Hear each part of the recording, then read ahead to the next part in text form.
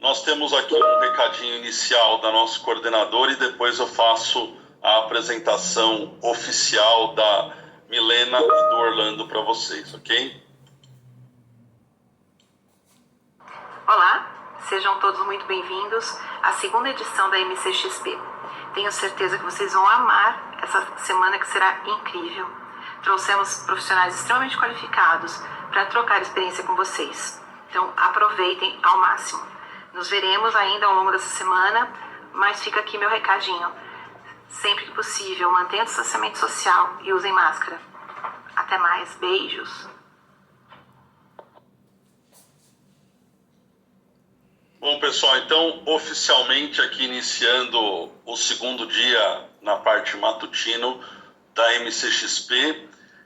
Então, em nome do nosso reitor, professor Manuel Labais da Furriela, em nome da nossa gerente da escola, que é a professora Laurelane Domingues, e em nome da nossa coordenadora, a professora Tereza Imperiali, nós vamos iniciar o segundo dia da MCXP e com duas pessoas aí que eu tenho, né, com grande carinho, principalmente a Milena, porque trabalhamos muitos anos juntos em outros carnavais, pegando o nosso tema aqui Perfeito. da semana, né? Perfeito. Trabalhamos muito tempo junto e a Milena é uma empreendedora aí de mão cheia, né? E que eu tenho a honra agora de estar aqui trazendo ela como nossa palestrante, ela que sempre me auxiliou em outros locais para trazer palestrantes, né, Milena, para fazer eventos, e hoje ela é nossa palestrante aqui na MCXP. Milena, Orlando, muito obrigado por terem atendido o nosso convite. Por favor, fiquem à vontade, agora é com vocês aí. Obrigado e boa palestra. Fábio, eu que agradeço, é uma honra estarmos aqui nesse Marketing Communication Experience. Parabéns pela iniciativa, parabéns a todos aí da organização, aos alunos, né, comprometidos que estão participando desse evento.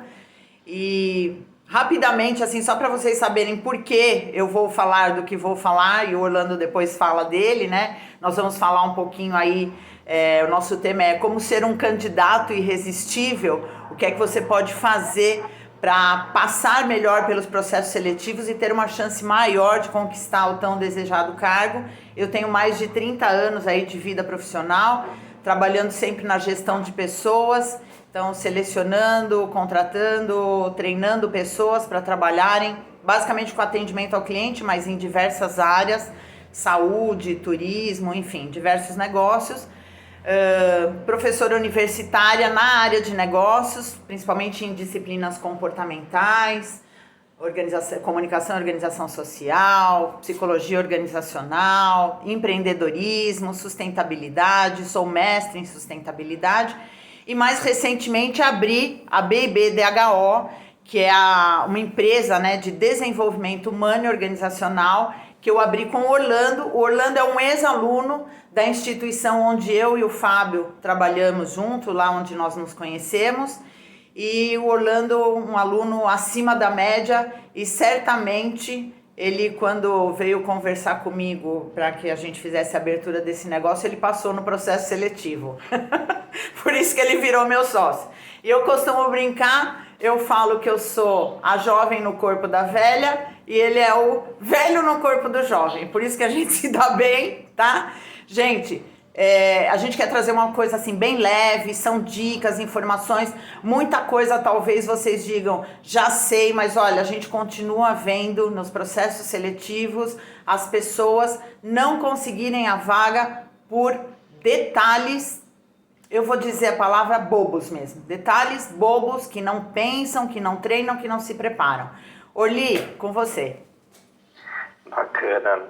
Realmente, eu acho que a vida inteira é um processo seletivo, né? O tempo todo a gente precisa se vender, a gente precisa se provar para conquistar espaço em todos os lugares que nós passamos.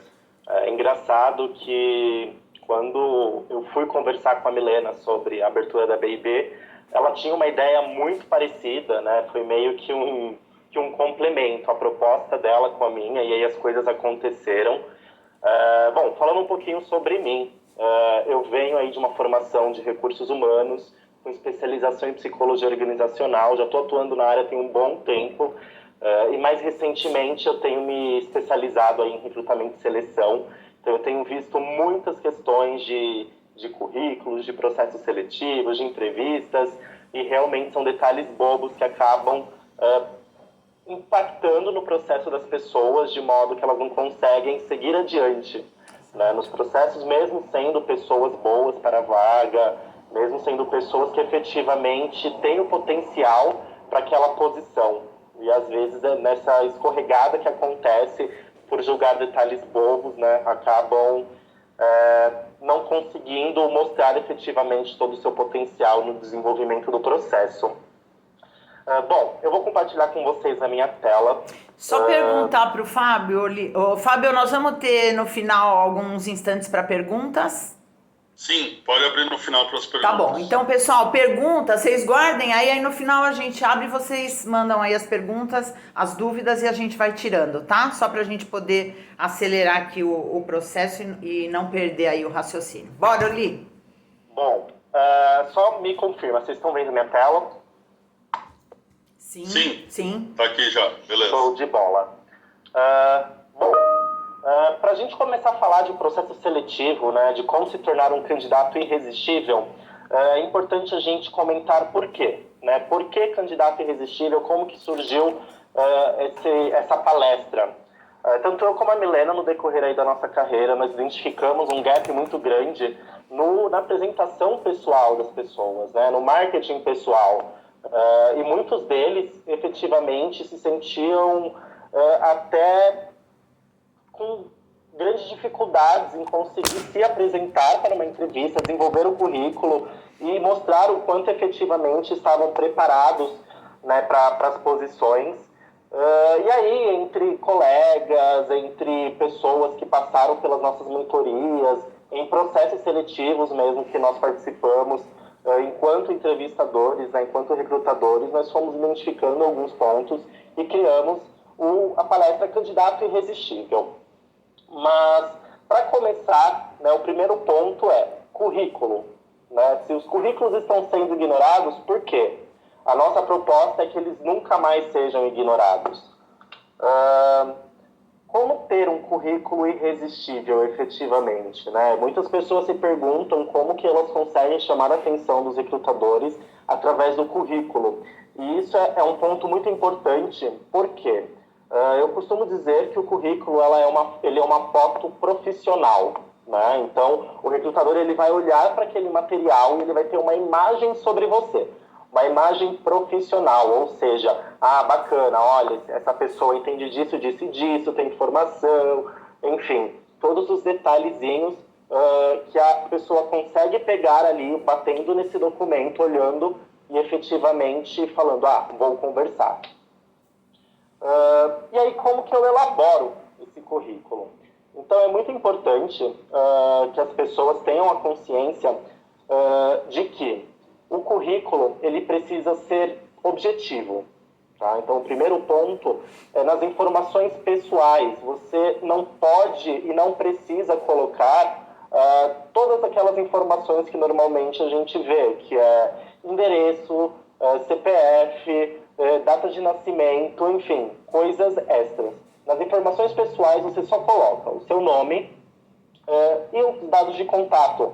Não precisa colocar nacionalidade, não precisa colocar se está solteiro, se está casado, se tem filho, nada. É só nome e informações de contato, porque são as informações que o recrutador precisa. Qualquer coisa além disso vai ser dito durante a entrevista. Então, você não precisa colocar no documento que o recrutador efetivamente está buscando por você.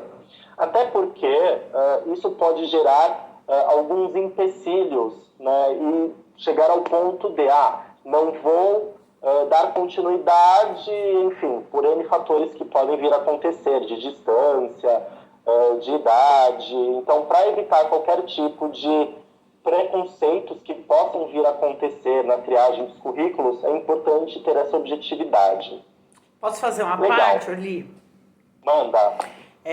Pode ser que alguém aí nesse momento esteja se perguntando, né? Falando assim, mas quando eu tenho que colocar o meu currículo no site da empresa, eles pedem para dissecar a minha vida, né? Eles querem CPF, eles querem RG, quantos filhos, minha idade, signo, etc, etc. Verdade, aí não tem o que fazer, mas já vou adiantar uma coisa para vocês. Currículo bom e que não seja ignorado é um currículo que você consegue enviar através do seu networking. Currículo em banco de dados de empresa,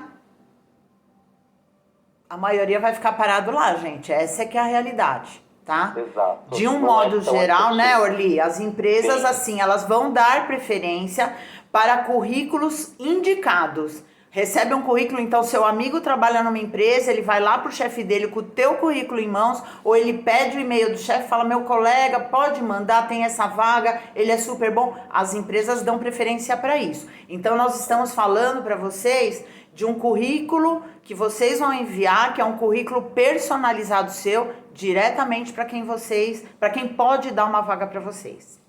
Exato. E normalmente aqueles anúncios que tem e-mail do recrutador também é esse tipo de currículo que você encaminha. Sim. Mas aí beleza, coloquei a parte pessoal. Logo na sequência você coloca o seu objetivo profissional, né? Em qual cargo você pretende atuar, isso se você já tiver uma carreira um pouquinho mais consolidada, se você já tiver um nome, né, digamos assim, no mercado, ou a área. Né? Se você efetivamente está iniciando ou não tem tanta experiência, você pode colocar a área que você quer trabalhar. Colocou os dados pessoais, colocar o objetivo, você passa para um breve resumo profissional, que é contar um pouquinho sobre você. Vai resumir o seu currículo em 5 a 10 linhas no máximo, 10 linhas falando de um profissional sênior, um profissional júnior pleno, pode se ficar aí em 5 linhas, 6 linhas, que é uma breve apresentação mesmo sobre a sua trajetória profissional. Nesse resumo, não é necessário colocar informações muito pessoais ou competências.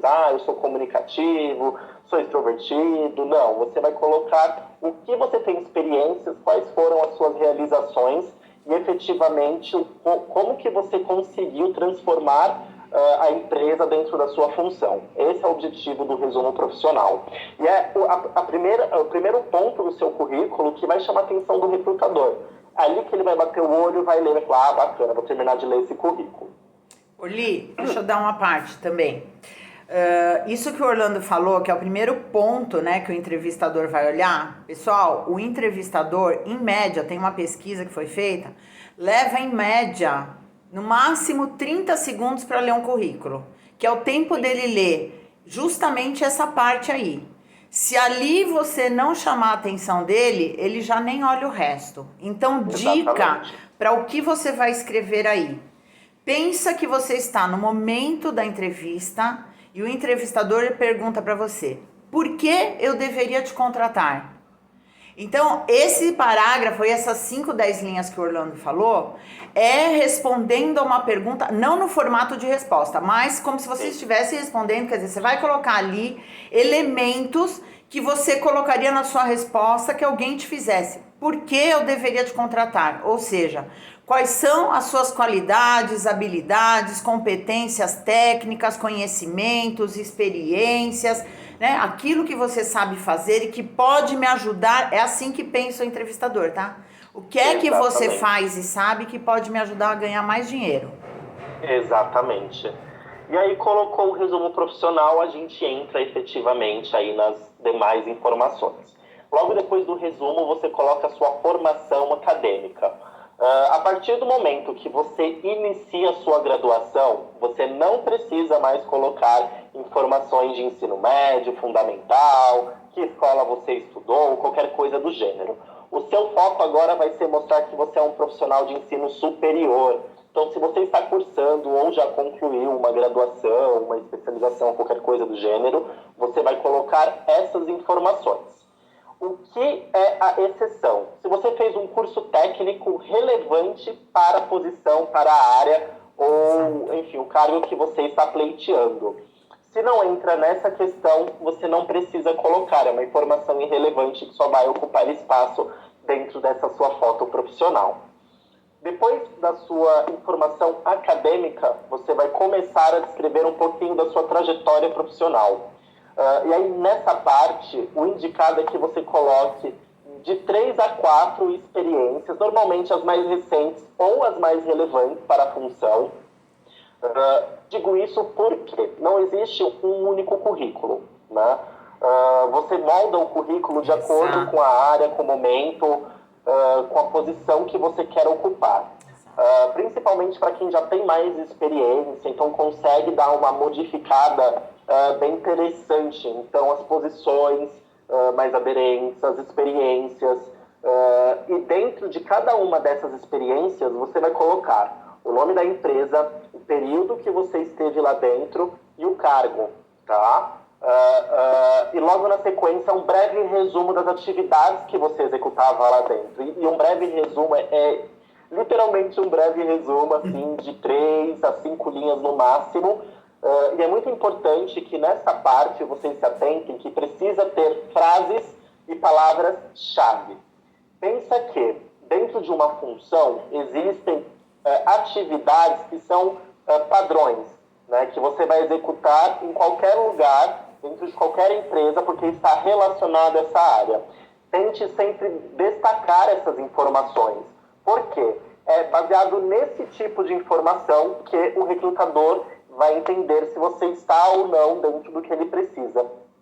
Então, sempre foque em colocar palavras-chave e frases-chave, atividades que efetivamente são relevantes para a posição em qualquer lugar, tá?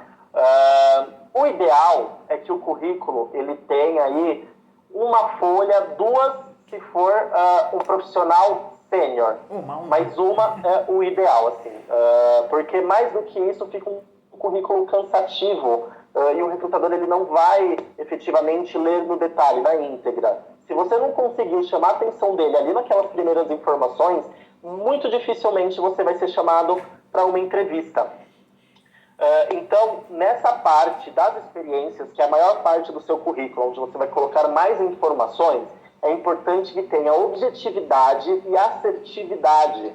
Então, seguindo a questão de 3, 4, 5 linhas e as palavras-chave, show de bola, você já tem aí meio caminho andado. Eu vou te contar, quero contar uma experiência aí que eu dividi com uma colega minha, que é da área de RH, e deve ter aí, é uma grande diretora de uma grande empresa, já gerenciou inclusive várias empresas fortes aí no mercado, e ela me falou o seguinte, estive conversando com ela um tempinho atrás, só para acalmar o pessoal em relação a esse tamanho do currículo, porque a gente vê o candidato louco, não cabe uma folha só, não vai dar para eu falar tudo sobre mim. Então, só para vocês terem uma ideia, gente, quando você começa a ter mais experiência e vai para um cargo já mais sênior, gerente, diretor, essas coisas todas, o currículo ele vai ficando cada vez menor. O que vai num currículo de um diretor, por exemplo, de um gerente hoje em dia? Vai lá os dados pessoais de contato, vai o cargo e vai esse texto, né? Esse resumo, que seria qualificações profissionais, tem várias formas aí de chamar, habilidades profissionais, conhecimentos profissionais, experiência profissional, vai só isso. Ele não coloca formação, às vezes coloca formação só, mas ele não coloca as empresas onde ele trabalhou nada, porque o mercado entende o seguinte, mais importante é saber por que esse cara, o que ele sabe fazer, que ele consegue me fazer ganhar dinheiro. Se me interessar este resumo, aí eu dou uma conversada com ele para ver aonde ele trabalhou de fato e checar esses dados. Mas lembra aquilo que eu falei? O entrevistador ele lê os 30 primeiros segundos de um currículo. Então, se ele parar ali nessa parte, né, do resumo da sua vida profissional e gostar, é o que é o mais importante. Tanto que para cargos mais sêniores, é só isso que está sendo colocado, tá, gente? Então, fica tranquilo com o que o Orlando está falando, que é uma página, é o suficiente. Exato. E logo depois das informações, né, da trajetória profissional, você coloca as informações extras, né, que aí podem ser cursos extras curriculares, pode ser idioma, trabalho voluntário, qualquer outra informação que é relevante. E é muito importante se atentar a essa parte, porque se você fez 300 cursos extras curriculares, você só vai colocar os que são relevantes para a posição. Não precisa colocar que você fez um curso de padeiro se você está efetivamente buscando uma posição para marketing. Não é uma questão muito relevante, a menos que você esteja pesquisando uma vaga de marketing dentro de uma padaria. Aí o curso de padeiro vai ser efetivamente faz sentido. Útil para você, faz sentido. Mas se não tiver essa conexão, não tem necessidade de colocar. E sempre que você colocar uma informação extra, um curso extracurricular, você precisa, e é muito importante que coloque a carga horária desse curso. E aí, novamente, a gente vem o nome do curso, o local e a carga horária. E aí, lá no finalzinho, você pode colocar o ano de realização. Não precisa colocar o conteúdo programático do curso, não precisa fazer um resumo sobre o curso, você só vai colocar a informação dele. E aí, em relação ao idioma, se você fala o inglês básico, o italiano básico, o francês básico, o mandarim básico, você não fala nada. The book is on the table, né, Orly? É isso, básico. Não serve para nada. Provavelmente não vai ajudar em nada dentro da empresa. Então, a menos que você esteja estudando o idioma, você pode colocar que você fala básico, aí, né? sim. Então, qual é o seu nível de inglês? É básico, porém estou cursando, né? Então, ótimo. coloca lá, entre parênteses, que você está cursando o idioma. Se não for o caso, a nossa sugestão é que vocês coloquem sempre de intermediário para avançado, e o intermediário também só colocar se você efetivamente falar, tiver um domínio, uma compreensão, alguma coisa que vai te ajudar no dia a dia.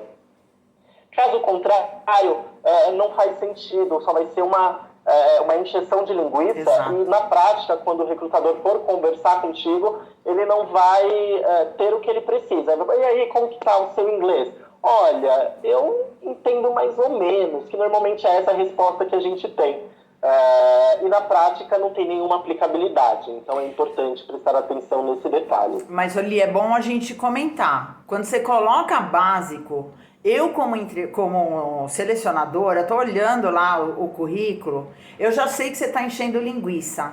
E aí eu já me pergunto se vale a pena eu trazer até a empresa para conversar alguém que não parou para prestar atenção, né, não se informou de como preencher um currículo e colocou a linguiça do inglês básico, da língua básica e etc. Já corta aí, gente. Entendeu? Exato. Por isso que às vezes você acha que seu currículo está super bem redigido, você colocou todas as informações e não entende por quê. Às vezes uma informação dessa desnecessária, porque de novo, básico e nada é a mesma coisa. Então tá colocando para quê? É melhor você usar essas frases aí que você coloca no inglês básico, italiano básico, mandarim básico, como o Orlando falou, e investir ali naquele resumo sobre você, que é o que eu preciso saber. De novo, o que é que você tem, sabe, conhece, faz que me ajuda a ganhar mais dinheiro na minha empresa. Exato. Que o objetivo da contratação é essa, como Exato. você vai ajudar o dono da empresa a ficar mais rico, a ganhar mais dinheiro. E aí, consequentemente, você vai ganhar dinheiro junto, ou não é uma regra. Mas é muito importante que você consiga efetivamente mostrar isso para as empresas que você deseja trabalhar. Aí, beleza, montou o currículo, tudo certinho, está caminhando. Para onde você vai mandar, como você vai mandar e quando você vai mandar. É muito importante que, primeiro ponto, perceba, veja, né, se a empresa tem posições em aberto. Se você mandar um currículo só por mandar, achando que vai surgir uma posição, em algum momento eles vão lembrar de você, eu vou te dizer que a probabilidade disso acontecer é mínima, para não dizer zero. Você só vai ser notado, o seu currículo só vai ser olhado se tiver alguma posição em aberto para o seu perfil. Caso contrário, não adianta, não faz sentido encaminhar. Banco de dados é muito pouco utilizado. Embora as empresas costumem dizer que tem um banco de dados muito forte, que efetivamente elas praticam a utilização, é muito raro. São pouquíssimas empresas que fazem isso. Gente, o banco de dados, eu como titia, assim, de uma outra era, então, assim, o que é o banco de dados? Na minha época, A gente pegava o currículo, ia de empresa em empresa, levando em mãos. Tinha lá o departamento de RH, em algumas empresas até depois, num determinado momento, antes a gente entregava na mão mesmo, de alguém lá no RH. A pessoa recebia a gente para receber o currículo. Depois de um tempo, começou a ter em algumas empresas a caixinha na porta do RH. Deposite seu currículo aqui. Porque o RH não tem condições de ficar atendendo milhares de pessoas que vão o dia inteiro levar currículo. Então foi para a caixinha. E aí, com o advento, né, da questão digital, criou-se a caixinha que você coloca lá o seu currículo. Se alguém vai olhar, como eu falei no começo, as pessoas vão dar preferência para um currículo com uma indicação, tá? Então, networking sempre, gente. Faça amigos, faça contatos. Não é só amigo para beber a cerveja no happy hour da sexta-feira, mas assim, veja os seus amigos onde trabalham, converse. Se você não está empregado, está disponível aí no mercado de trabalho, conversa com seus amigos, pede para alguém fazer um contato para você ou te dar um contato, e isso tem mais resultado. Exato. Mas é importante, pessoal, a gente frisar que você não vai conseguir um emprego só se você for indicado, tá? Existem triagens, existem huntings, né? Então, o profissional de hunting, né? O hunter, ele vai atrás do perfil no LinkedIn. Então, é importante manter o LinkedIn atualizado e a gente pode falar dele daqui a pouquinho. Mas, voltando aqui. Legal. Então, quando tiver uma vaga em aberto dentro do seu perfil. Como eu envio? Normalmente existem aplicações e e-mail. Né? Quando eu falo de aplicações, eu estou falando de InfoJobs, de Crato, de Indeed, de vagas.